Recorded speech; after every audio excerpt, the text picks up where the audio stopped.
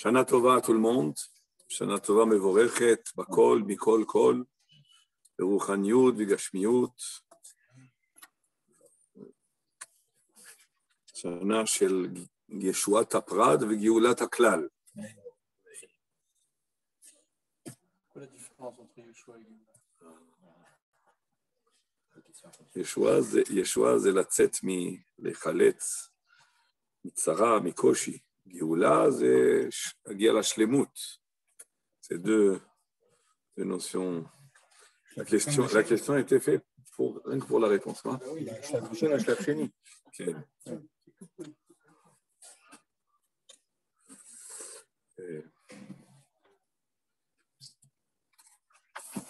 Alors, le Shem Ishmael ramène un midrash qui est intéressant, pas trop connu, et qui nous paraîtrait même un petit peu banal, mais il va en retirer un enseignement. Et ce midrash-là, il se situe dans le midrash par rapport au pasuk Vaychulu hashamayim va'aretz, c'est-à-dire la fin de la création.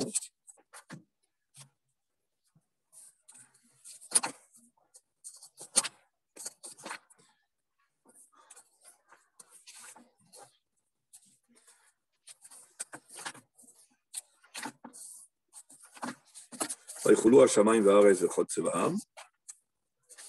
Et le mot Vaychulu, qui signifie a priori terminer, finir, a Davka soulevé, a éveillé l'attention de nos Chachamim dans le Midrash. Ce n'est pas un mot facile, Vaychulu.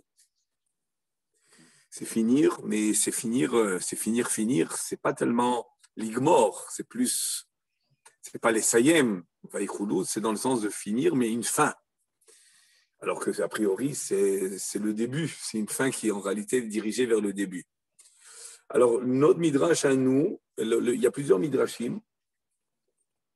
Le midrash que le Shem Ishmael rapporte va aller dans l'interprétation d'en voir dans le mot Vaychulu, le mot Keli, ustensile. Keli, un ustensile. Kli. Et donc, dans la racine du mot Vaychulu, le mot Keli, c'est dans ce sens-là que le midrash va aller. Ce qui est intéressant de voir, c'est que ce midrash-là est mis et interprété, enfin, il est cité dans le midrash Rabbah par rapport à Shabbat, c'est-à-dire Vaychulu hashamayim va'aretz, et Akadosh Baruch Hu ainsi termine la création avec l'entrée de Shabbat. Et ça, c'est un point aussi qui est intéressant et que le Shem Ishmael va peut-être faire l'essentiel de son commentaire ici. Alors, je lis moi le Midrash dans son accord. Il a cité, on peut le dire entièrement, le Midrash, je le lis. Vous le voyez, hein, Midrash Rabbah Perekyut, Rabbi Chama Patach, Hago Sigin Mikasef, Amar Rabbi Elazar Beshem Rabbi Yaakov, Mashal Leambati Shaita Melea Maim, Vayuba Shne Dioskosim Naim. Kol Zman Shaita Melea Maim, Lo Haita Melechet Dioskosim Niret, Kivan Shepaska Venier Maim Shebetocha, Niret Melechet Dioskosim. Car כל זמן שהיה העולם תוהו ובוהו, לא נראית מלאכת שמיים וארץ. כיוון שנעקר תוהו ובוהו מן העולם, נראית מלאכת שמיים וארץ, ויצא לצורף כלים, נעשו כלים. הדאו דכתיב ויחולו השמיים והארץ וכל צבאם. Alors, le pasuk sur lequel se base le Midrash Rabbah est un pasuk de Michelet, qui dit Hago Sigim Mikasef, retire les scories de l'argent. Hago Sigim Mikasef, retire le mot Hago. Il est rare dans le Tanakh, dans le Rashi et même les Metsudot. Tout le monde ramène, enfin ce que j'ai vu, une fois le mot utilisé, Ken, Hago, Haga, ce n'est pas dans le sens de Higayon, c'est dans le sens de retirer. Quand Amasa a été tué, mort, dans le récit d'Afka de Sheva ben Bichri, Amasa qui est venu évidemment, qui devait suivre Yoav ben Serouya pour aller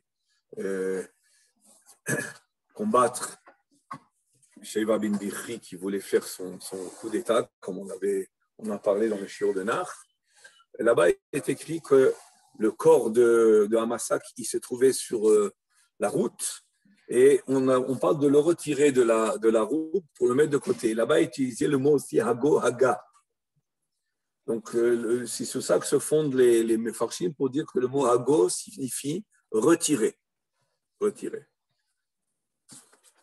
Donc, le pasuk signifierait Hago Sigim Mikasef, retire les scories de l'argent, Vayetse la Tzoref Keli, et ainsi le Tzoref qui est l'artisan, l'artisan qui fait des clients, qui fait des kilim en argent, l'orfèvre, l'orfèvre, il va pouvoir en faire de ça un ustensile en retirant les scories afin que l'ustensile sorte vraiment de l'argent pur. Si c'est uniquement retirer les scories, il existe le keli déjà. Oui, mais pour faire un cli, appelé cli, qui est un cli en argent, un ustensile en argent, ça nécessite de retirer les scories, sinon c'est plus un ustensile en argent pur. Oui. Hago Sigi Mikasef retire les scories de la matière première pour, après ça, pouvoir construire, de former un cli qui est bémet pur. Alors, c'est un passouk de Michelet qui a évidemment un sens moral. Sûrement, ça veut dire qu'au niveau de la masse, au niveau du peuple, il faut retirer tous les mauvaises graines, les scories. Et au niveau individuel aussi, quand chacun doit retirer de lui ses fautes pour être un cli pur. Et dans ce sens-là, on peut évidemment faire des extrapolations, mais le Midrash ici, lui, utilise ce passouk pour parler de la création du monde. Et la création du monde, alors je relis, Mashal et Ambati, Shaitam et Leamai. La création du monde ressemble à quoi? À une baignoire. Et une baignoire qui était remplie d'eau. Et il y avait au fond ou à la base de la baignoire 2 dioskosim, c'est-à-dire 2 formes de tsurot, de tsurot, on va appeler ça. Il y en a qui veulent dire qu'il s'agit de quelque chose de rond, des boules peut-être. Il y a plusieurs interprétations. De toute façon, ce n'est pas un mot hébraïque, c'est un mot d'origine plutôt grecque. Et c'est deux tsurot, on va dire 2 formes belles, qui se trouvait au fond et qui est dessinée, qui est sculptée à la base de la baignoire. Et cette baignoire, quand elle est remplie d'eau, on ne voit pas ces formes sculptées. Quand la baignoire elle est remplie d'eau, on ne voit pas. Kozman shaita melea maim, tant que la baignoire était remplie d'eau, lo haita melechet dioskosim niret, on ne voit pas le travail, l'art de ces 2 esquisses, ces 2 formes, ces 2 surot. Kevan chez Pasca, mais une fois que l'eau ne coule plus, Venier Amaim Jebetocha, il a retiré les eaux qui se trouvent dans la baignoire. Niret Melechet Dioskosim, on voit là la base, on voit le fond de la baignoire avec les dessinés, sculptés. Bon, que c'est ce que je voulais dire, c'est un petit peu banal. Mais en réalité, le Midrash utilise cette banalité-là pour nous faire comprendre un petit peu comment s'est déroulée la création. Un petit peu. Vous comprenez que c'est un sujet très, très vaste. Car, kol zman shaya olam tohu vovo, tant que le monde était tohu vavohu, lo niret melechet shamayim vaaretz. On ne voyait pas, on n'apercevait pas la création du monde. On n'apercevait pas la création du monde parce que c'était tohu vavohu. Kevan shene'ikar tohu vavohu. Et quand le tohu vavohu s'est retiré, Akadosh Baruch Hu l'a retiré, mina olam du monde, niret melechet shamayim vaaretz. On pouvait voir, on pouvait distinguer, on pouvait découvrir la création du monde, le travail, le travail de la création du monde, de la création du ciel et la terre, précisons. Vayetze la tzoref keli, et ainsi, le kli, il est prêt. Ainsi, le kli, il est prêt. Naasu kelim, ada ou dirtiv, vaychulu hashamayim ve'haaretz vechol tzevam. C'est ce qui est écrit, vaychulu, mais dans le sens de quoi vaychulu? De keli. C'est-à-dire que le ciel et la terre ont été finalisés dans la création. Ils sont devenus un cli quand on a retiré l'eau de la baignoire. Quand on a retiré l'eau de la baignoire, on pouvait voir les formes déjà dessinées, déjà sculptées qui se trouvaient au fond de la baignoire. Ce qu'on comprend un peu de ce midrash, ce qui peut-être change chez certains, en tous les cas la compréhension du texte de Bereshit, c'est que c'est pas que le monde était tohu vavohu et ainsi Akadosh Baruch Hu va commencer à créer dans le tohu vavohu. Non, c'est pas ça. Le Midrash nous affirme, c'est pas comme ça. Tout était déjà créé et le tohu vavohu cachait la création. C'est ce qui est écrit. Un peu comme oui. C'est-à-dire le tohu vavohu finalement, c'était pas ce qu'il y avait avant la création. Et dans ce tohu vavohu, Akadosh Baruch Hu sort ce qui sort les 6 jours de la création, qui apparaît être écrit dans le texte. Non, le monde était déjà créé, c'est-à-dire le ciel et la terre étaient déjà là, et le tohu vavohu caché, dissimulé le ciel et la terre, et en retirant le tohu vavohu, ont apparu le ciel et la terre déjà créés. Alors, ça rejoint beaucoup de choses. Je ne veux pas maintenant m'étaler là-dessus parce que c'est un sujet très complexe, comme le Ramban le dit, comme tout le monde le dit. Et non seulement c'est complexe, mais c'est même on ne peut pas arriver jusqu'au bout de l'explication. Mais il faut quand même établir quelques bases, ou vous rappeler quelques bases sur le Vahar et Saïta Tohu Vavohu. Il faut vous rappeler quelques bases sur le Vahar et Saïta Tohu Vavohu. Parce que là, la terre, dessus, la terre était déjà créé. Ah ben, c'est pour ça que j'interviens maintenant. C'est pour ça que j'interviens.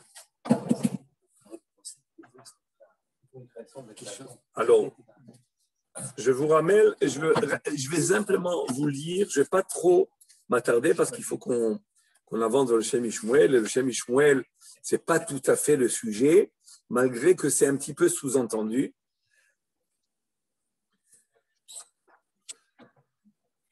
Le Shem Ishmuel nous dit comme le Ramban dans Parashat Bereshit sur le pasuk Bereshit bara Elohim et hashamayim et haaretz. En réalité, c'est sur ce pasuk-là qui traîne Bereshit bara Elohim. Et le Ramban nous va établir son approche, qui est l'approche qui correspond plus ou moins à ce qu'on a dans la Kabbalah et qui se trouve dans d'autres commentaires. Dans Rashi, c'est un petit peu mitigé, c'est un petit peu.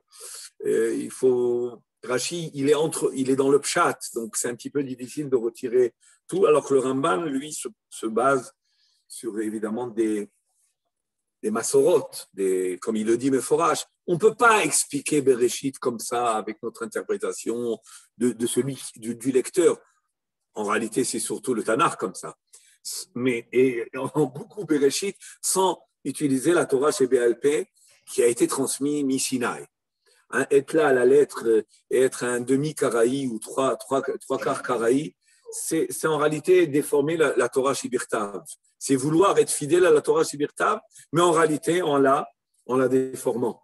La vraie Torah Shibirtav, c'est celle qui a été donnée au Har Sinaï, où Moshe Rabbeinu se trouvait 40 jours et 40 nuits, et ces 40 jours et 40 nuits, il étudiait le fond et le profond des choses, et il nous a transmis ça en loi orale, qui est beaucoup plus considérable et qui est en réalité le fond de cette Torah chez Birtav. Il insiste là, le Ramban là-dessus, qu'on ne peut ça que le comprendre qu'avec une massorette qu'on a du Har Sinaï et de Moshe Rabbeinu. Alors le Ramban nous dit Akadosh Baruch Hu bara kol hanivraim me'afisa muchletet. Akadosh Baruch Hu, il a créé le monde entier à partir du néant complet. Quand on dit néant complet, je veux quand même vous rappeler que le Baal HaTanya, il aime pas trop ce genre de définition-là, parce qu'il veut dire que ce n'est pas le néant complet. Au contraire, c'est à partir de l'existence complète. Parce qu'avant la création, l'existence, elle était parfaite, c'était le Ein Sof. Okay? Donc, quand on dit le néant, c'est trompeur, il ne faut pas se tromper. Ce n'est pas le néant dans le sens, c'est le néant dans le sens de création, mais pas dans le sens d'existence. Au contraire, le summum de l'existence était avant les créations, même après. Mais après, elle est, si vous voulez, l'existence, elle est moins apparente. Elle est toujours la même d'ailleurs. Le Ein-Sof ne peut pas changer. Mais par rapport à la création, elle est revêtie. Elle est revêtie.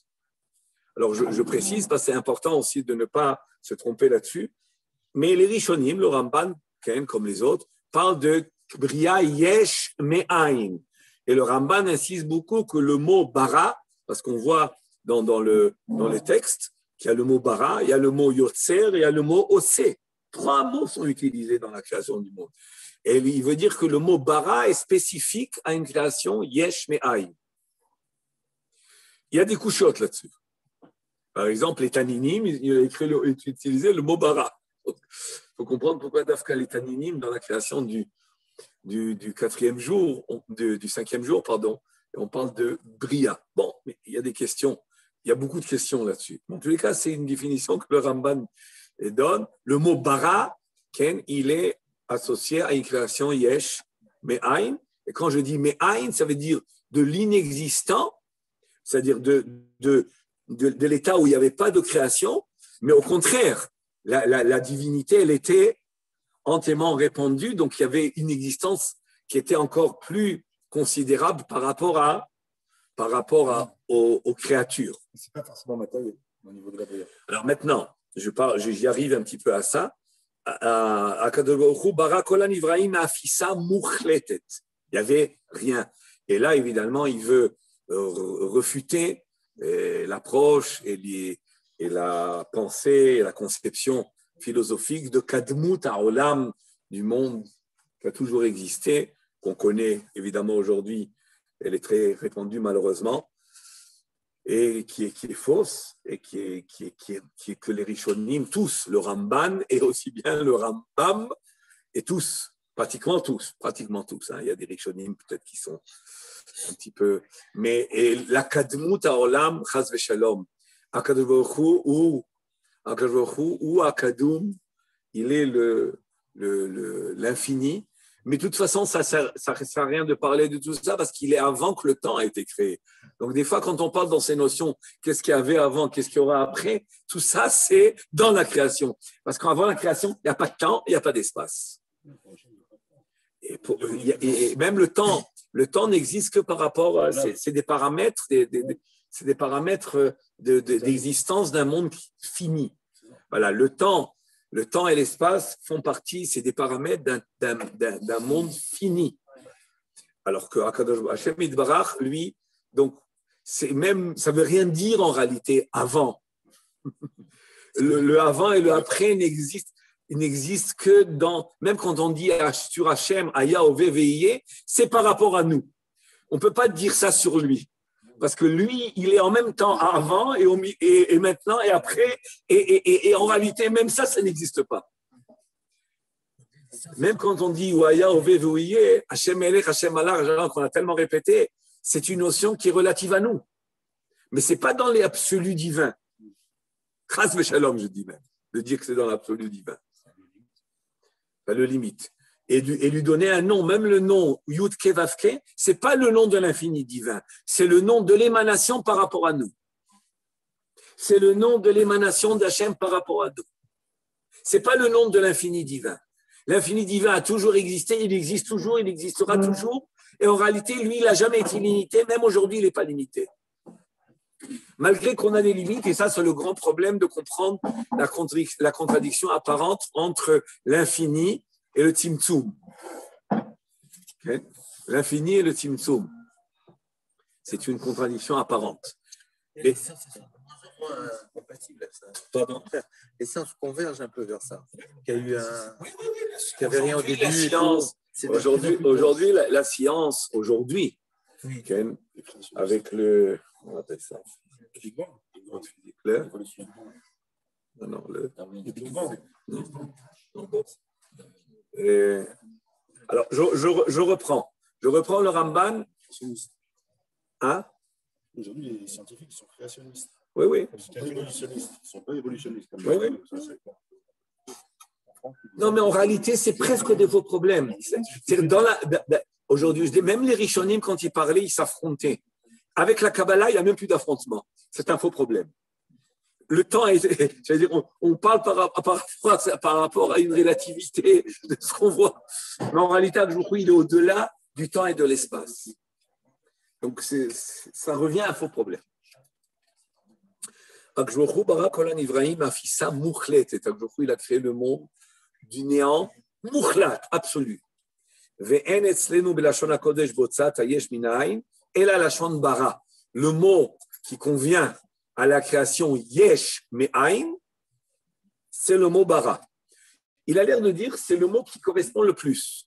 Peut-être que ce n'est pas d'une manière absolue que le mot bara c'est, mais si on doit choisir un mot où je veux parler de création yesh me'ayin, je ne dirais pas asa, je ne dirais pas yatzar, je dirais bara.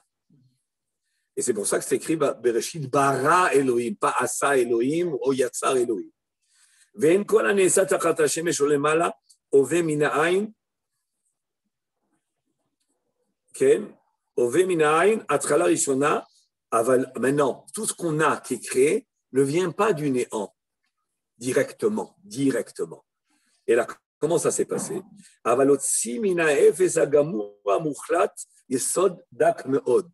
Il a sorti du néant parfait un yesod, une base dak très, très, très, très fine, dans le sens qui n'est pas matériel, qui est spirituel, qui est une sorte de force première, une base première, enba mamash, avalou koach mamsi, mais c'est une force qui peut sortir d'elle, peut créer. C'est-à-dire que finalement, il a créé, lui, du néant, la force créatrice. Mouchan le kabel atzura. Elle est disposée à recevoir la forme. C'est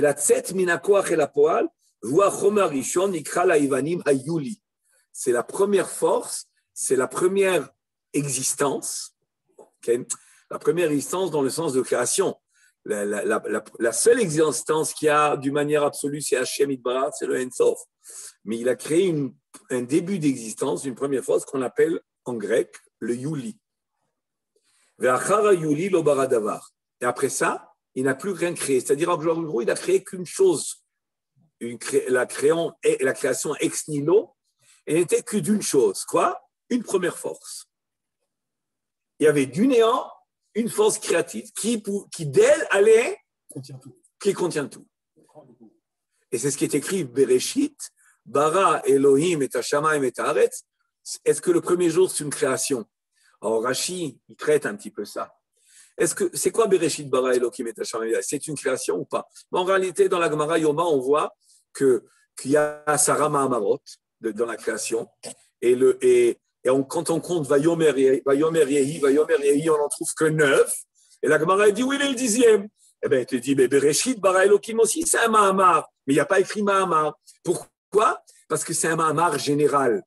Il y a 9 Mahamarim qui sont détaillés parce c'est des détails de la création.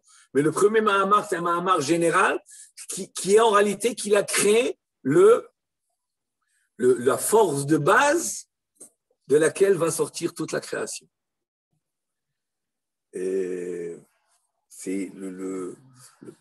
on pourrait l'appeler l'étincelle première, on pourrait l'appeler, disons, une origine d'existence qui est hors Hachem, mais qui est entièrement donnée. On ne peut pas dire, on parle un petit peu du mot chutz, mais c'est par rapport à nous, pas par rapport à lui. Alors, je termine un petit peu le Ramban. Avaliatzavasa, qui imtsi vilbish atsurot vitiken olaveda, qui a shaman mechol asherba. Mais après de ce première force va sortir deux forces générales. Alors, la première force, c'est le tohu. Le yuli, c'est le tohu. Il le dit après ça. Va chomerazeh shekerao a yuli nikra belashon kodesh tohu. Le yuli, c'est le tohu. Et le bohu, c'est déjà le yuli qui a donné une création première du ciel et de la terre, mais qui sont encore à l'état première, qui comprennent tout sans que les choses aient pris forme et soient détaillées. Un petit peu dans le sens du gène dans la génétique. Je donne simplement quelque chose qui aujourd'hui nous permet de bien comprendre. On voit que dans un gène, il y a déjà tout et on ne voit rien. On ne voit rien, ça veut dire dans les détails, on ne voit rien. C'est déjà dans le Olam Ha'asiya ou pas? C'est Olam Ha'atzilut. C'est dans le Olam Ha'atzilut. Mais c'est l'Atzilut, c'est encore plus. Oui, mais l'Atzilut, c'est encore, ça fait partie de la création. C'est l'émanation, l'Atzilut. Ce n'est pas le Ensof. Hein. Il faut savoir que l'Atzilut, c'est déjà une émanation de la divinité avec les 10 sphirotes. Mais quand c'est dans l'Atzilut, c'est encore loin de tout mélange de mal et de tout mélange de matérialité. Mais la Bria dont on parle ici, Oui. donc c'est pas le 12e monde. Oui, mais là, le Ramban ne rentre pas dans ces détails, parce qu'à partir du moment où la Hatzilut, elle apparaît, tout le reste suit. Parce qu'en réalité, la Bria et la Yetzira et la Asiya, c'est simplement un vêtement de la Hatzilut. La Bria, ce n'est pas un monde où la Yetzira est un monde bifne atzmo, c'est-à-dire le seul monde, c'est la Hatzilut qui est créé. Tout le reste, c'est une réalisation de la Hatzilut, une apparition matérielle des choses. Bon, c'est un long sujet. Et voilà, c'est ce qu'il nous dit. Donc maintenant, le Tohu Vabo, en réalité, c'est la création première. Donc, on n'est pas trop étonné maintenant du Midrash qui nous dit c'est quoi le monde? Le monde, c'est un bassin, une baignoire qui est remplie d'eau. Et au fond, il y avait déjà tout créé, mais tout est créé, mais on ne le voit pas parce qu'il y a le Tohu Vabo. Ça veut dire quoi, il y a le Tohu Vabo? Ça veut dire que les choses, en réalité, elles sont la vraie création, ça rejoint un petit peu ta question, en réalité. La vraie création qui est la Hatzilut, Ken, il y a quelque chose qui ne lui permet pas d'apparaître, et c'est le Tohu Vabo qui n'a pas encore dessiné les choses dans sa finalité, dans la forme finale qu'elle doit avoir. Bon, je vous ai donné, c'est vraiment loin de pouvoir, si vous voulez, contourner ce sujet qui est un sujet très, très, très complexe. J'avais un maître qui s'appelait Rabbi Levi Nachmani, à qui j'ai posé une fois la question, si un homme veut maîtriser la pensée juive, entre guillemets, pensée juive quand même, qu'est-ce qu'il doit étudier? Il y a beaucoup de livres. Il me dit, on étudie Parashat Bereshit avec Rashi, Ramban et Orach Chaim HaKadosh. Tu maîtrises toute la pensée juive. Parashat Bereshit. C'est bon, chacun, c'était son approche. On y va. Et à la suite de ça, je l'ai essayé en réalité une année avec un groupe. C'était très intéressant, mais c'est du grand travail. Parce qu'on doit s'arrêter sur chaque mot et la racine de chaque mot. D'ailleurs, même le mot Tohu Vavo, il y a une racine, et il y a dans le Nach le mot Tohu Vavo utilisé. Il existe dans le Nach le mot Tohu Vavo. Alors, ouais.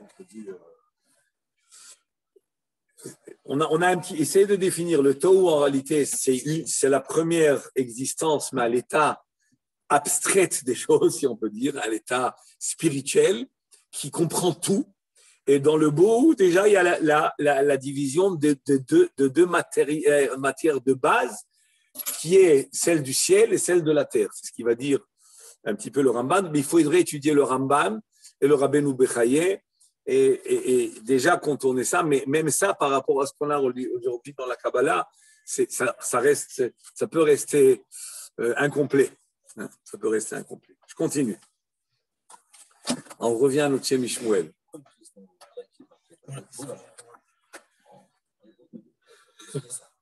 C'est Tohu. C'est pour nous en échapper. Tohu. C'est ça. Le mot Tohu, c'est ce qui signifie, mais il voulait illustrer, si vous voulez nous faire une correspondance, si tu veux, scientifique de la chose, scientifique de l'époque. Une correspondance scientifique de ce qui est chose. En réalité, ça rejoint Rashi, parce que Tohu, c'est quoi? C'est quelque chose d'étourdissant tellement ça nous dépasse. Je dis, c'est quelque chose d'étourdissant tellement que ça nous dépasse. C'est vrai, quelque chose qui n'a aucune réalité et qui est tout à fait une force spirituelle qui va comprendre tout, c'est quelque chose qui nous dépasse. Donc c'est Bémet ça, et Bohu, c'est déjà, comme Rashi le dit, le mot Bohu qui signifierait. Il va le dire après. Au début, ça ne paraît pas comme ça dans Rashi. Il le dit après. Donc, c'est très. Le Bohu, c'est vide, c'est-à-dire un vide qui est déjà existant, avec une certaine existence. Bon, alors, reprenons maintenant, je continue. Iné.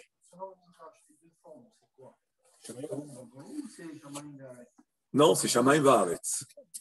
Et le Tohu Vavohu, ça serait ici, si vous voulez, le fait qu'il y avait un état de Tohu Vavohu, c'est comme de l'eau qui cache et qui ne laisse pas les formes futures apparaître.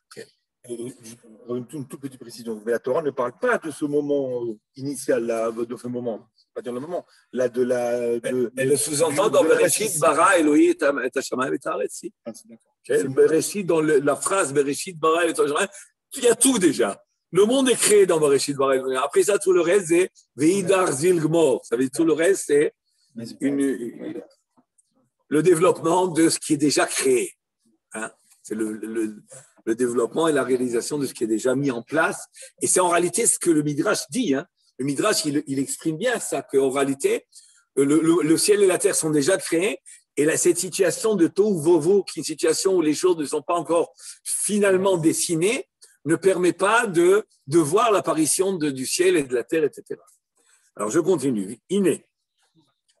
Kol bria pratit.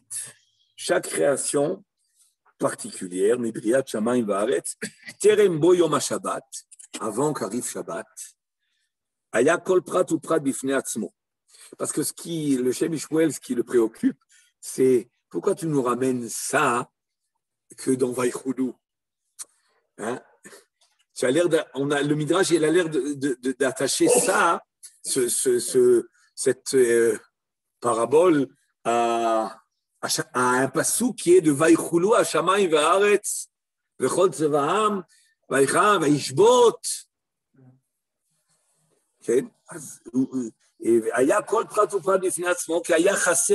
Alors, il veut dire que chaque jour de la création, il y avait chaque détail qui apparaissait. Mais à ce moment-là, il y a une question qui se pose et il va tout de suite la poser. Il leur manquait à la création, en réalité, la force qui va unir. Donc, chaque création est individuelle. Chaque jour, il y a une création qui est particulière et qui n'est pas en réalité attachée, unie avec les créations des autres jours.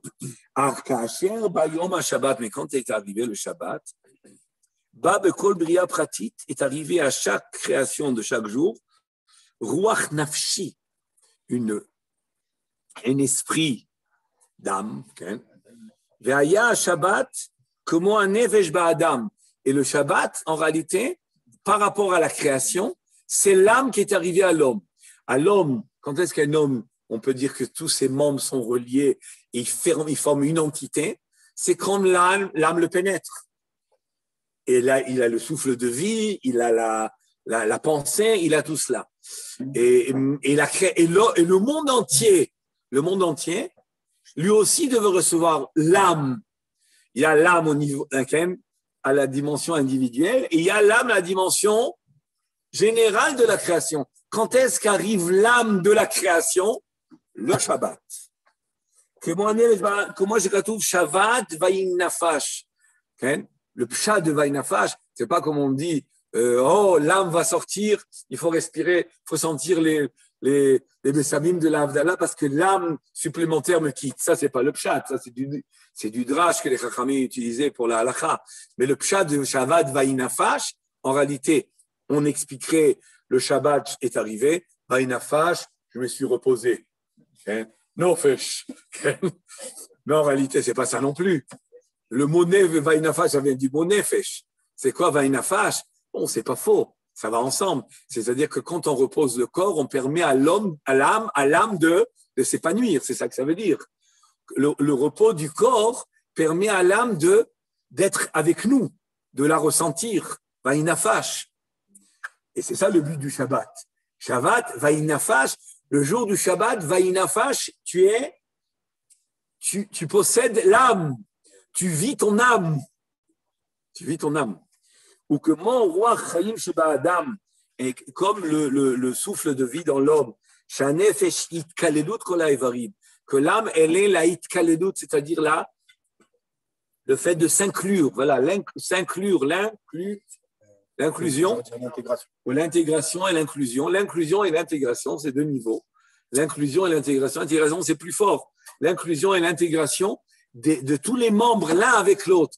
Parce que l'homme, il n'agit pas, la main n'agit pas tout seul, elle fait partie d'un ensemble. Grâce à l'âme, chaque membre, en réalité, comprend tous les membres. On a déjà ramené cette idée-là dans le Shem Shmuel, qui a une racine très ancienne, l'idée que chaque membre, en réalité, comprend tous les membres. Teda, Shen Suma Molit Suma, sache qu'un homme qui est aveugle ne va pas engendrer un aveugle. J'imagine qu'il ne parle pas d'un aveugle qui est né aveugle. Je pense qu'il parle d'un aveugle, quelqu'un, Chas Veshalom, qui a été aveuglé. Alors, s'il va emmener un enfant, l'enfant ne va pas être aveugle. Bon, je ne veux pas entrer trop dans ce point-là. Il veut tout simplement dire qu'en réalité, la vue fait partie d'un ensemble. Donc, même si un père il est aveugle, ça n'est pas obligatoire de dire que, même génétiquement, c'est pas obligé, quand même génétiquement, mais un père aveugle a un enfant aveugle, badaï que non. C'est pas. Et c'est pourquoi? Parce qu'en réalité, les yeux font partie d'un ensemble. Bon, je ne vais pas m'attarder sur ce point-là qui nécessite peut-être une explication plus scientifique, mais ce qui veut dire en tous les cas, c'est que chaque membre a en lui tous les membres. Et même dans les mitzvot, c'est la même chose, que chaque mitzvah comprend tous les tarag mitzvot. Et on sait qu'il y a un parallélisme entre les mitzvot et les membres de l'homme. C'est pour ça qu'on avait dit qu'un homme qui fait une mitzvah avec tout un investissement parfait au niveau de la halakha, au niveau de la pensée, au niveau de l'intention, au niveau de la joie, eh bien, à travers cette mitzvah, il aura réalisé toutes les mitzvahs de la Torah. C'est à partir du Rambam, dans Sof Maseret Makot, Rabbi Hanania ben Akashia Omer, Asak Jochou Zakot et Israël, il nous a donné beaucoup de mitzvot, beaucoup pour qu'il y ait dans la vie l'opportunité, une fois, de faire une mitzvah parfaite sur des milliers de mitzvot. Il y en a sûrement une que tu aurais réussi à faire parfaite. Et cette mitzvah parfaite, en réalité, c'est elle ton olam haba. Dans le lot des mitzvot que chacun fait, il y aura sûrement une mitzvah que tu auras fait qui sera elle ton olam haba. C'est la mitzvah que tu auras fait parfaitement qui comprend toutes les taras de mitzvot. Ça, c'est un commentaire du Shem Ishmael dans Parashat Kitetse. S'il n'y avait pas de souffle de vie, chaque membre serait divisé des autres. Il serait, comment dire, il s'est dissocié des autres. Ve'en ze chibour. Et ce n'est pas une union. Ce n'est pas parce que mon bras est attaché à mon épaule que ça veut dire qu'ils forment une entité. Parce que le lien, ou attacher des choses, ça ne veut pas toujours dire qu'on fait une entité. Pour être une entité, il faut une intégration. Et qu'est-ce qui fait l'intégration des membres et de toutes les parties du corps, du fonctionnement aussi du corps? C'est en réalité le souffle de vie. C'est pas le sang, hein? Oui, mais le sang, il porte l'âme. Il porte le nefesh. Le nefesh, il y a plusieurs nefesh. Un nefesh, Adam ou un nefesh en tous les cas. C'est écrit. Il ramène une phrase de la Gemara qui se trouve dans Gemara Psachim et dans d'autres Gemarot. Il y a un peu cette idée-là dans le début de Masechet Betsa que des aliments qui sont collés l'un en l'autre ne formeront pas une entité. Par exemple, dans les Chotouma Vetahara, que si un est touché de la Touma, ça ne veut pas dire que l'autre va être tamé, même s'ils sont collés. Pourquoi? Parce que c'est un lien qui est tout à fait aléatoire, qui n'est pas d'intégration.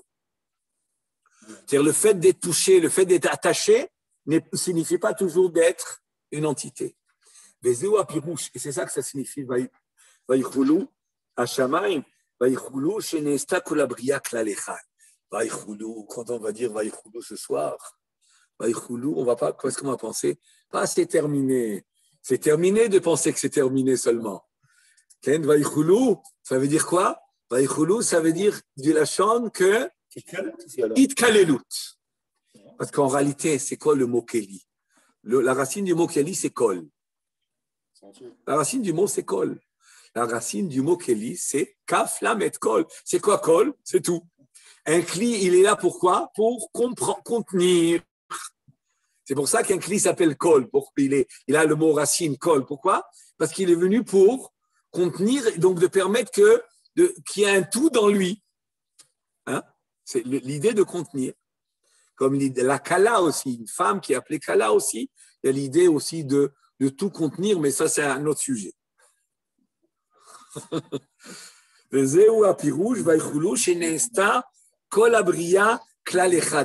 maintenant, on comprend Vaïchoulou, c'est dans le sens aussi de klal, de itkalelut. Ça veut dire, qu'est-ce qui est arrivé Shabbat? Le premier jour, on a la lumière. Le deuxième jour, on a l'étendue, comme on disait au Talmud Torah de France. Et le troisième jour, on a la mer et aussi la végétation. Le quatrième jour, on a les astres. Le cinquième jour, on a les poissons, les oiseaux. Tout ça, c'est des créations, des petites créations particulières.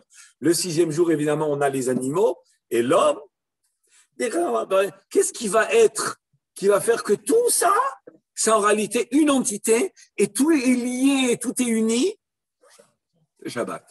Vaïchoulou, quand on rentre Shabbat, Vaïchoulou, milachon kol, milachon klal, milachon itkalelut, que tout va s'embriquer l'un dans l'autre. C'est ce qui veut nous dire ici que c'est Neesa Keli. Ça veut dire que maintenant, c'est plus des morceaux. La création n'est plus des morceaux, des bribes. Et là, elle devient une entité. C'est plus des morceaux d'ustensiles ou des récipients. C'est plus chacun. Non, c'est une entité. Quand c'est retiré le tohu vavohu du monde, et les chora et nos mouvan, a priori, on ne comprend pas. Alors, tohu vavohu nekar techev biyot yom rishon. Le Shem Yishmuel, là, il nous dévoile la question qu'il avait depuis le début. C'est quoi? Le Midrash nous dit que quand est-ce qu'a quitté le tohu vavohu du monde? À l'entrée de Shabbat. Mais quand on lit le texte de la Torah, on voit que déjà le premier jour, le tohu vavohu n'est plus là. Eh bien non. Le Midrash te révèle. Qu'est-ce qui te révèle le Midrash? C'est que le tohu vavohu, il a quitté quand? Le Shabbat. À l'entrée de Shabbat. Avant Shabbat, même que les choses sont créées, ça s'appelle Tohu Vavohu. Pourquoi? Parce qu'en réalité, c'est des morceaux, parce que c'est des bribes, il n'y a pas de ribourg. Et juste le fait de les faire apparaître, ça reste encore Tohu Vavohu, finalement. Ouais. C'est ça, là, on comprend. Parce qu'il n'y a pas le Koach HaMeached encore, jusqu'au vendredi. Mais quand l'eau sera retirée, qu'est-ce que ça veut dire? Ça veut dire que le Tohu Vavohu, qui était par le fait qu'il n'y avait pas le souffle de vie, il se retire entièrement, et c'est ça qui permet de voir les formes, mais les formes réalisées. Les formes réalisées, c'est quand elles sont entrées dans l'union. Et si on va par rapport à l'interprétation. C'est aussi un peu par rapport à l'homme aussi, parce que en fin de compte, les rêves Shabbat. Oui, il y arrive. Rabbi Michael, il y arrive. Pourquoi le Midrash il nous dit que c'est arrivé que le Shabbat, que le Tohu Vavohu n'est plus là? Alors vous comprenez déjà, il faut bien fixer en nous. D'après ce Midrash, avec l'intervention de Jem Shmuel, le Tohu Vavohu s'est retiré du monde quand? À l'entrée de Shabbat. Pourquoi? Parce que le Shabbat arrive, Shabbat Vainafash, arrive l'âme, arrive le souffle de vie général qui va unir tous les créatures qui ont été créées, tous les composants. Quand arrive le Shabbat, arrive le Roi Chaim, Shlemut Abriya, la perfection de ce monde, c'est l'inverse du Tohu Vavohu. C'est quoi le Tohu Vavohu? C'est le manque d'existence, en réalité. La dispersion. Ouais. La non-distinction. Vimken. On dit souffle de vie. Ça veut dire que les oiseaux, le 5e jour, ils ne volaient pas. Si, ils volaient, mais ils n'avaient pas chacun, je vais peut-être préciser cette pensée, monsieur Belaïch, votre prénom? Philippe. Avraham Hay. Alors, Avraham Hay pose une question qui m'amène à préciser que quand on parle de souffle de vie, on parle d'union des membres, ce n'est pas dans le sens que chaque membre ne vit pas, n'a pas de vitalité, c'est dans le sens qu'il y a une collaboration de toutes les créatures dans lequel sens? Dans le sens d'emmener le monde à son but ultime, qui est le but qu'Akhdjorou a mis, c'est Itziv Lefanav, ça veut dire qu'il a installé devant lui, Itziv Lefanav, voilà, il a installé devant lui un but où toutes les créatures sont appelées à la réalisation de ce but, qu'ils soient conscients ou pas. C'est ça que dit le Ramban, d'ailleurs, c'est intéressant aussi de savoir. Chaque jour, il dit Elohim Kitov, Elohim Kitov, Kitov. C'est quoi ce Tov? On en a parlé déjà de ça. C'est quoi ce Tov-là, quoi? C'est une. Ça veut dire quoi? Il a vu que c'était bien. Quoi? C'est une notation, c'est une. Hein, c'est quoi? C'est. Alors, c'est vie, ouais, ça veut dire c'est bien. C'est quoi? C'est bien. Non, Kitov, ça veut dire qu'en réalité, que la chose a été créée et telle qu'elle est, elle a été finie le jour de la création, elle est disposée maintenant à se joindre à la réalisation dans le monde, d'emmener le monde au but ultime de la proclamation de la royauté divine. Et que ça soit dans le conscient, dans l'inconscient. Le Tov, c'est fort le mot Tov. Le mot Tov, c'est pas rien. Tov, qu'il est car Tov natati lachem torati al ta'azovu. Imru tzaddik ki Tov. Tov, c'est en réalité, c'est arriver au summum de la bonté divine. C'est-à-dire quand je trouve Aolam Chesed Ibané, il a été créé avec le Chesed, et la réalisation, c'est d'arriver finalement au Tov, au bien. Mais le mot bien, il est trop vide pour ça. Et même le mot Tov, on ne le dit pas toujours, on ne le comprend pas bien. Le mot Tov, il est très très fort. Vayar Elohim ki Tov. Il a vu que c'était bien, ça veut dire tu fais partie de cet organisme et tu contribues chaque création, consciemment ou moins consciemment, et tu vas emmener même une mouche, elle participe à la réalisation de ce monde pour arriver à, j'aurais dit plutôt une araignée, parce que David Amelech, il a vu l'araignée, il a dit, ah, okay. Mais en réalité, ce n'est pas parce qu'elle a sauvé simplement, tout est relié à la royauté de David, etc., avec tout ce que ça. Alors, même une araignée avec sa toile, elle a un sens qui fait partie d'un monde. C'est le sens du Père Shira. C'est le Père Shira. Mais on ne comprend pas comment tout est associé. Donc, quand on dit ça, ça veut dire quoi? Ça veut dire qu'en réalité, elle vivait, mais c'était une vie végétative avant que Shabbat arrive, où c'est une vie de réalisation du monde. Le Shabbat, okay. Alors, le Shabbat, donc, le mot tov signifie une prédisposition, mais cette prédisposition va se faire avec l'entrée de Shabbat, elle va donner réellement aussi la collaboration de toutes les créations, parce qu'il y a une harmonie dans la création. On ne peut pas comprendre toujours cette harmonie-là. Aujourd'hui, peut-être on comprendra, on se rapproche. C'est vrai que la science moderne peut nous aider beaucoup à comprendre cette harmonie-là de l'univers avec tous ses composants. Mais ça nous fait poser sur chaque être humain une responsabilité immense. C'est-à-dire que jeter un papier par terre, c'est grave. Je ne sais pas moi. Ne pas prendre en compte un tsunami dans un point de la terre, c'est grave. Enfin, tout a un sens profond. Surtout quand les choses sortent. Il y a deux sortes de Hashgacha dans le monde. Il y a la Hashgacha, la providence nature, qui fait partie aussi de la providence divine, et il y a la providence aussi providentielle, comme on l'appelait.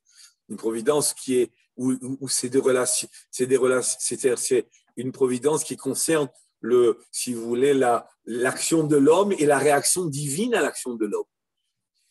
Et qui aussi, tous les intempéries de ce monde ne sont pas que des intempéries de nature, elles sont reliées avec l'action de l'homme, le comportement de l'homme. Alors, je continue. Vine Yadoua. Et on sait, Rabbi Michael, maintenant, Vine Yadoua, chez Olam Shana Nefesh Mematchalit Achat. On sait que dans le monde, il y a 3 dimensions qu'on a très souvent ramenées. C'est la dimension Shana, l'année, ça veut dire temps, le temps. Nefesh, c'est l'âme humaine. Et Olam, excusez-moi, j'ai sauté. Et Olam, c'est l'espace. Espace, temps et dimension humaine. C'est trois paramètres qui sont écrits déjà dans le Sefer Yetzira, dans les livres qui sont d'Avraham Avinu, hein? Ce n'étaient pas les livres modernes. Ça veut dire quoi, le matkonet achat? Ça veut dire qu'elles ont tous un système qui est parallèle. Ou que mot, ce qui se passe au niveau général se passe aussi au niveau particulier et individuel. Nous aussi, on a du ciel et de la terre. C'est quoi notre ciel à nous? C'est le cerveau. C'est quoi notre terre à nous? C'est le cœur. C'est très souvent écrit dans le Shem Shmuel, mais c'est écrit dans tous les livres, comme beaucoup de livres, et c'est fondé sur les définitions de la Kabbalah. Moar Prinat Shamaim. Le Moar, c'est le Ken. Velev Prinat Eretz. Vishuvadat. Et c'est quoi le Vishuvadat? Un Vishuvadat, c'est un homme qui est tout à fait équilibré et apaisé et réfléchi. Je ne sais pas quelle est la meilleure traduction du mot Ishuv Hadat. Je peux dire que c'est un homme réfléchi, un homme qui a une maîtrise et qui surtout, comment on va dire l'inverse de quelqu'un qui est méboulbal. Alors en français, quelqu'un de méboulbal, c'est quelqu'un qui est embrouillé, qui est perturbé.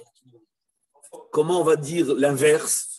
Équilibré, serein, réfléchi, sous une maîtrise de lui. Okay? Tellement le maîtrise, ce n'est pas tout à fait ça, mais c'est quelqu'un qui n'est pas Meboulbal. Hein? Oui, c'est pas tout à fait ordonné. Et ordonné, ça fait partie de ça. Voilà, ça fait partie de ça. Je chercherai un mot un peu plus général qu'on pourrait traduire Ishuv Adat. Et Ishuv Adat, c'est quelqu'un, il a du dat, il n'a pas seulement du dat, il a du Ishuv Adat, c'est-à-dire qu'il n'a pas posé. Oui, mais le mot posé, ça me rappelle un petit peu simplement par rapport au comportement. Alors que là, c'est plus que le comportement. Un homme peut être posé, mais être méboulba, peut-être. Peut-être qu'il y a quelqu'un en Zoom, il y a quelqu'un qui parle. Organisé peut-être. Non, c'est pas organisé. Non, organisé, c'est rejoint. Non, c'est pas rationnel. Shuvadat, c'est quelqu'un qui. Voilà, alors, il veut dire, on a le cerveau, en tous les cas, je pense qu'on a bien compris. Le cerveau, c'est le ciel, le cœur, c'est la terre, et tant qu'il y a du bilboul, quand un homme il est embrouillé, il est dans un vertige intellectuel et spirituel, quand il est, disons, perturbé, peut-être il y a aussi quelqu'un qui est... Bon, on va l'appeler embrouillé. Si quelqu'un il est embrouillé, eh ben c'est le tohu vavohu qui couvre et aussi bien son cerveau qui est la pensée, la réflexion, que le cœur qui est la volonté. Alors les deux sont recouverts de si vous voulez, de brouillard. Il y a du brouillard dans le cerveau et il y a du brouillard dans le cœur. C'est courant, hein? Oui.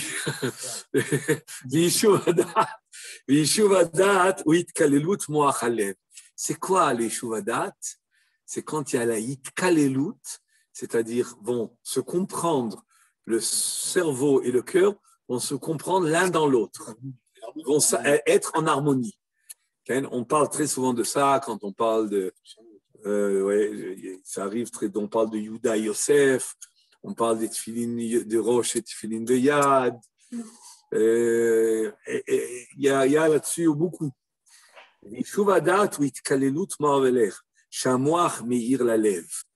C'est-à-dire de permettre à l'esprit d'éclairer le cœur.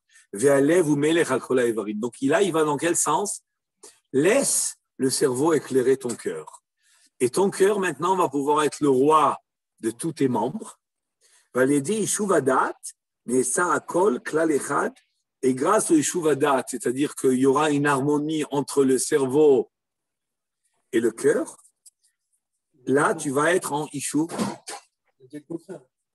Ishuvadat, et klal echad, on a dit kalelut et Ishuvadat. La première phrase, c'était le contraire.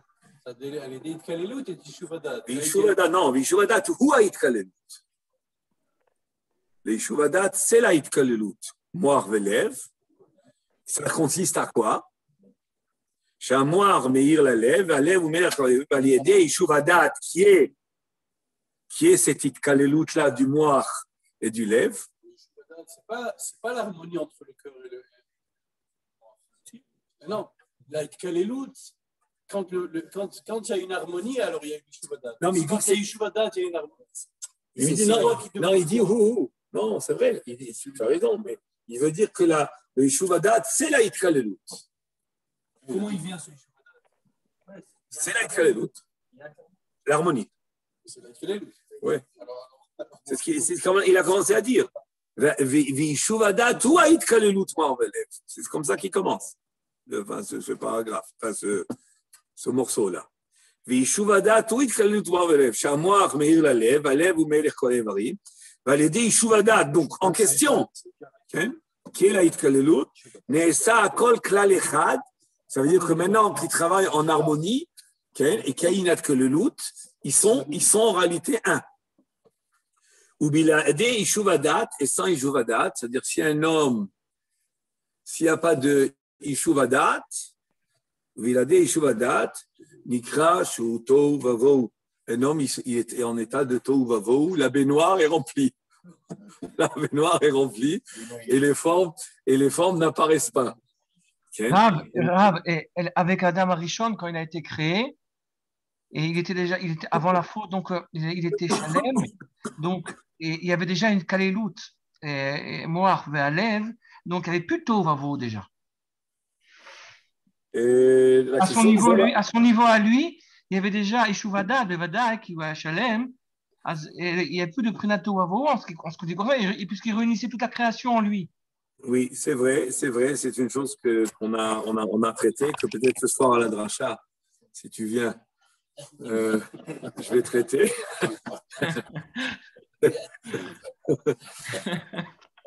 Mais et peut-être à retenir que c'est vrai, ce qui veut dire Abraham, c'est qu'en réalité, quand il a créé l'homme, il parle non, il est à Tel Sion. Tel Sion, c'est pas loin, c'est au nord.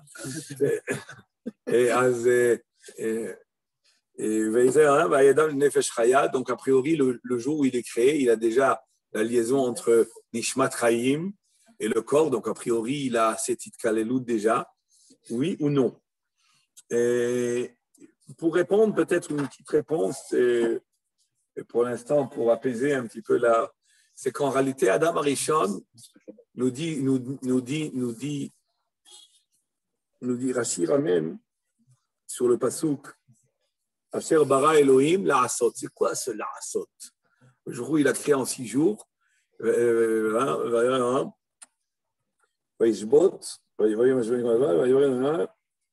Kibo Shabbat Mikol Melachto, Asher bara, il a arrêté le travail, il s'est posé du travail. Asher bara la'asot. Le mot la'asot, il a mérité beaucoup de commentaires. C'est un mot comme ça qui compte la'asot. Quoi la'asot? Asher bara Elohim la'asot.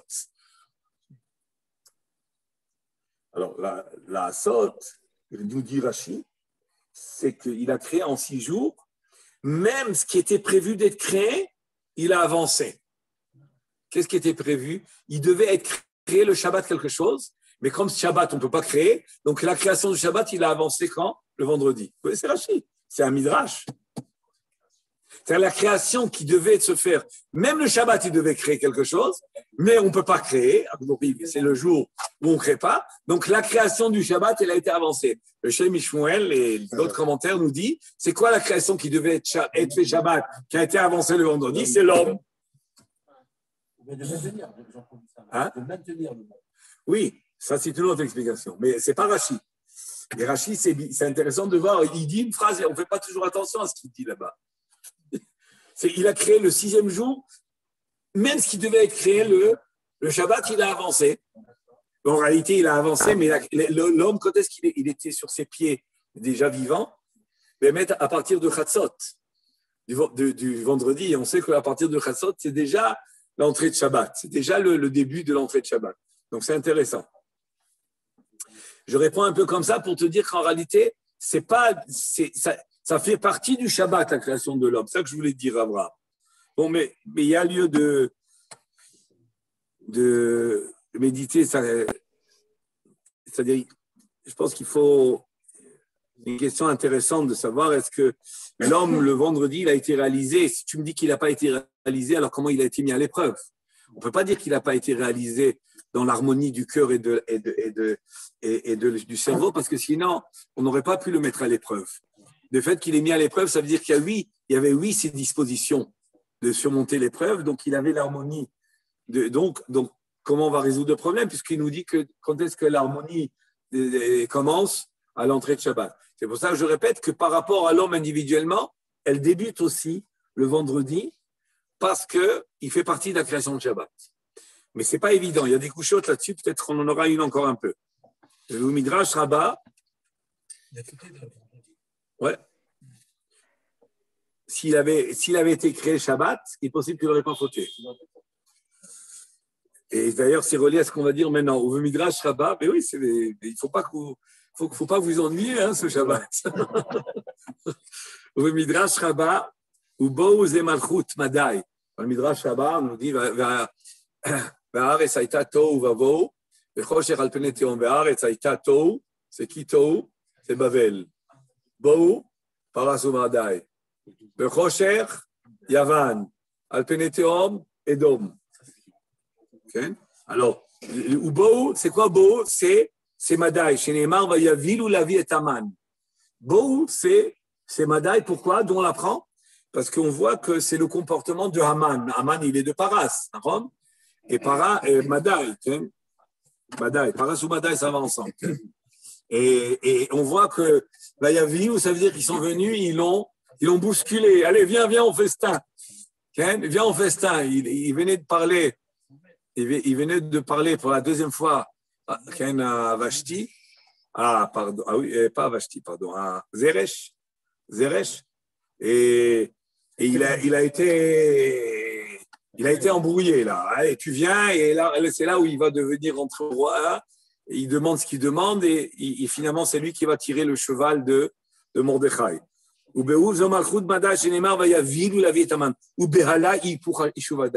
La Behala, c'est quoi? Être effrayé, mais il faudrait trouver un mot qui correspond mieux à ce qu'on dit. Oui. Ou Béala, pour Yeshuvadat. La Béala, c'est l'inverse de Yeshuvadat. Veine Beshabbat Ktiv, qu'est-ce qui est écrit dans Parashat Kitissa? La date qui a ni Hachem et Kadishchem, le début du pasuk, si je le lis, est, enfin, le Achet Shabbatotai, Tishmoru, qui oti beni uvenechem le dorotechem, la date qui a ni Hachem et Kadishchem. Vous allez être Shomer Shabbat, afin que vous sachiez que c'est moi qui vous sanctifie. Alors là, la date, on voit que le Shabbat nous donne une date, une connaissance du fait que c'est Akadosh Baruch Hu qui nous sanctifie. La date qui a ni Hashem et Kadishchem. Ça veut dire que le Shabbat nous donne à nous du date, donc nous permet d'arriver au Yishuv à date. Ou comment Bichal Abriyak Sheba Shabbat Nekar Tohu Vavohu. Et comment, de la même manière que dans l'ensemble de la création, quand arrive Shabbat, Ne'ekar Tohu Vavohu, le Tohu Vavohu se retire. Comme Ken Ba'adam Aprati, ainsi l'homme individuel se retire le Tohu Vavohu quand rentre Shabbat.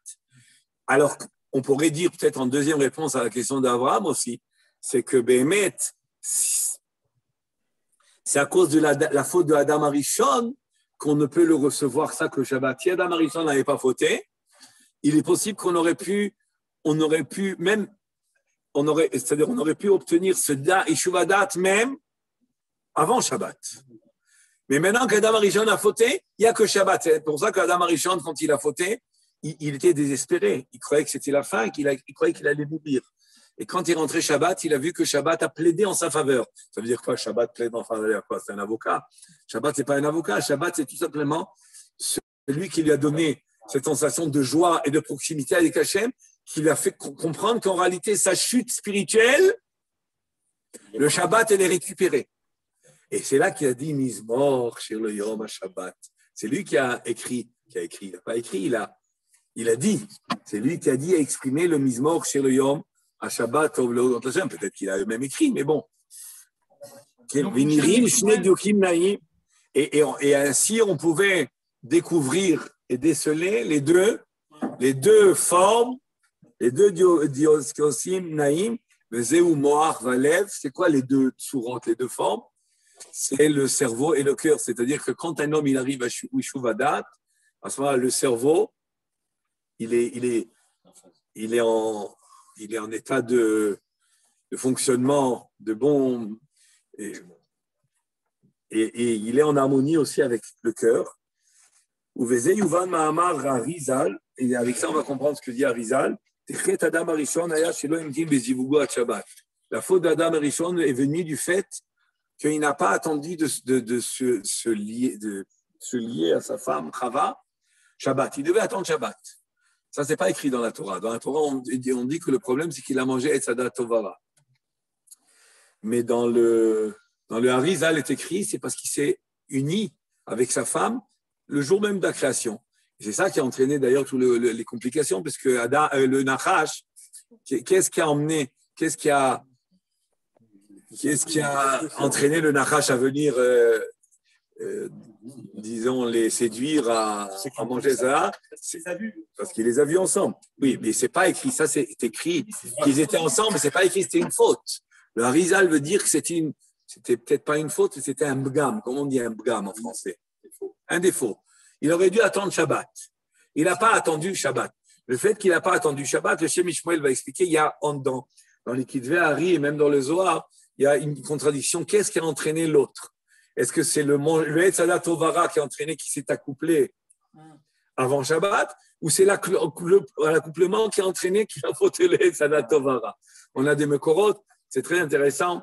Il n'avait pas été emmené au départ. Mais il n'a pas reçu d'ordre. Il n'a pas reçu d'ordre, mais c'était le Tohu Vavohu. Mais il y a des fois des choses qui ne sont pas interdites. Ouais, c'était le Tohu Vavohu. Ouais. Mais en tout cas, il y a des choses des fois qui ne sont pas interdites, mais qui sont des failles. Ce n'est pas interdit, mais sache que ça peut t'entraîner à. C'est comme la Eshet Yefat Toar. Ce n'est pas une faute, mais sache que le fils qui va naître d'elle, c'est un Ben Sorero Moré. Non, je dis, ça existe des choses pareilles, que ce n'est pas une faute. Mais c'est à toi de prendre tes responsabilités si tu t'es dégringoles. C'est pas évident. Mais parce qu'il a essayé d'autres créatures, il n'a pas trouvé. Oui, c'est vrai. Alors, oui, mais il aurait dû comprendre qu'ici, il devait attendre Shabbat, parce que l'homme, comme on a dit, il devait créer le Shabbat, et la dimension de l'homme, c'est le Shabbat. Il devait savoir que le Shabbat, il avait créé. Oui, il savait ça. Il savait, oui, il savait qui il était. Il était très grand, hein, dans Maréchal. Avant. Et qu'est-ce qui a pu créer le Bilboul? Alors, c'est ça qu'il dit ici.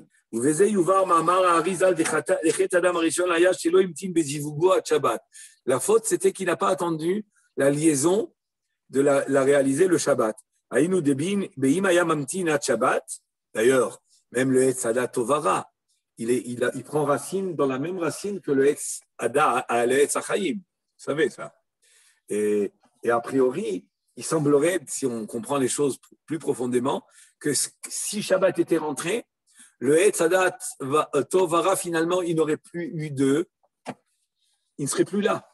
Et celui qui aurait été dominant, c'est le Etz Chaim, et le Etz Chaim, il aurait été dominant. C'est-à-dire, il aurait été dominant, c'est lui qui aurait été mangé, et il avait le droit de le manger. Il était fait pourquoi le Etz Chaim, finalement? On ne comprend pas, on lit la paracha, il y a tous les fruits, il y a le Etz Hadat Tovara interdit, et le Etz Chaim n'a pas écrit. Qu'est-ce qu'on fait avec? C'est quoi? C'est quoi? Eh bien, c'est le fruit de Shabbat. C'est le fruit de Shabbat. Il était réservé pour Shabbat.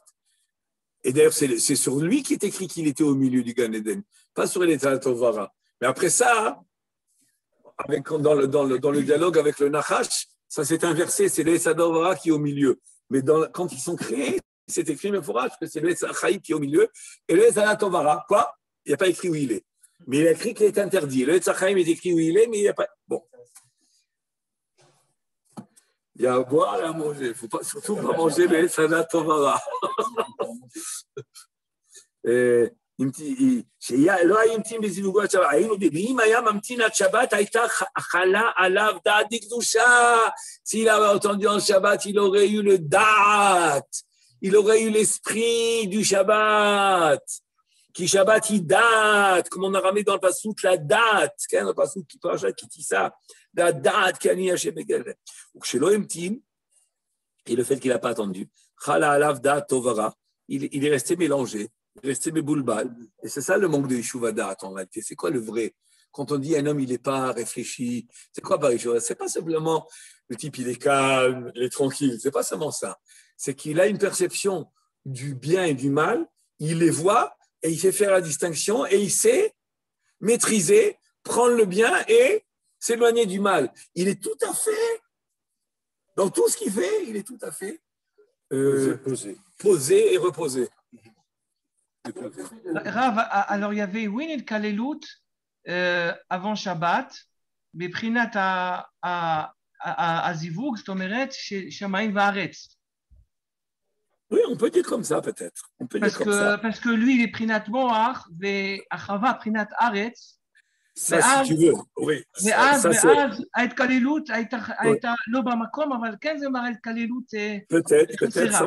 Ça, c'est une piste intéressante. On peut peut-être y réfléchir. Et que Chava aussi, elle est par rapport à Adam Arishon, elle est Prinat Lev, et Adam Arishon, il est Prinat Moach. וגם יודעים שזה יישוב הדעת, האדם. נכון, נכון. וידע אדם את חווה אשתו. Donc le lien, c'est la connaissance. Donc si on va dans ce sens, mais on peut dire que justement, il n'a pas respecté de faire le zivoug et de faire le lien entre le moach et le lev, le Shabbat, qui est le moment où le lien aurait été en harmonie. וכשלא ימתין חלה עליו דעת טוב ורע, והוא כן מה שכתוב, מה שאמר זוהר בעניין תרומת מת, que quand un homme quand quitte l'homme la Gdusha, c'est là que vient la Touma. Ici, à quitter l'homme le Yishuv Hadat, on n'a pas apparu le Yishuv Hadat. Alors qu'est-ce qui est venu à la place? Le Tov Vara, le mélange, le bilboul. Si on va comprendre maintenant ce qu'ils ont dit Chazal, Shabbat Mevia Gioula Leolam. Le Shabbat emmène la Gioula. On sait, il m'allait, Shomrim, Shte Shabbatot, c'est Am Israël. On va à la Gioula. Quel rapport? On reçoit en récompense la Géoula. Ce n'est pas simplement on recevra en récompense la Géoula parce que vous êtes des enfants sages et vous êtes Shomer Shabbat. On vous donne là la Géoula. C'est comme ça qu'on prend les choses très souvent d'une manière un petit peu simpliste. Et ce n'est pas comme ça. Quand Chazal te dit une relation comme ça, c'est qu'il y a un rapport étroit entre l'essence de Shabbat et la Géoula. Sinon, surtout, on peut te dire la même chose. Si vous mettez les tefilines, vous aurez la Géoula. Il y a un rapport étroit entre le Shabbat et la Géoula. Le Maharal nous fait la différence entre le mot Gaal qui est délivrance et Galo qui est dispersion, qui est exil. Des Gala, et le mot Galo qui est l'exil, c'est He. Et c'est quoi le He? Behe, ve'adalet shebehe more le pizour. Le dalet qui fait partie de la forme de la lettre He, elle est l'exil, être dispersé dans les 4 coins du monde. Ve'alef et le Aleph qui se trouve dans le He, parce qu'on sait que He c'est écrit He Aleph, ou achibour shemeached, ou le Anal. C'est-à-dire que la galoute d'Israël, c'est jamais une vraie galoute. Pourquoi? C'est 4 pôles, 4 coins cardinaux, comment les 4 directions. Mais en réalité, il y a le Aleph, c'est un He. Et le Aleph, le He, c'est Dalet et Aleph, et le Aleph, c'est l'union. C'est-à-dire qu'on a toujours un potentiel d'union et de revenir. Il n'y a pas d'exil juif. C'est un exil qui est tout à fait... qui n'est pas d'essence, qui est de forme.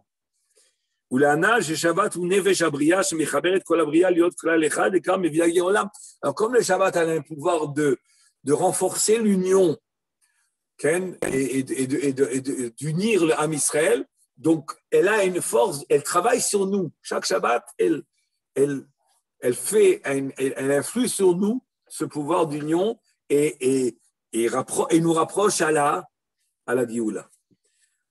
Voilà, on a touché un bon Mahamar du Shem Ishmael sur Bereshit qui touche en réalité un peu tout.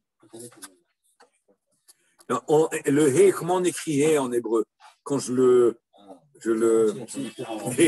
il est développé. En réalité, il y a 3 manières d'écrire He. He Aleph, He et He Yud. Mais une des manières, c'est He Aleph. C'est bizarre. Non, c'est pas maintenant. Quand ça concerne l'homme, c'est avec Aleph. Sur le contexte, je voulais dire. Non.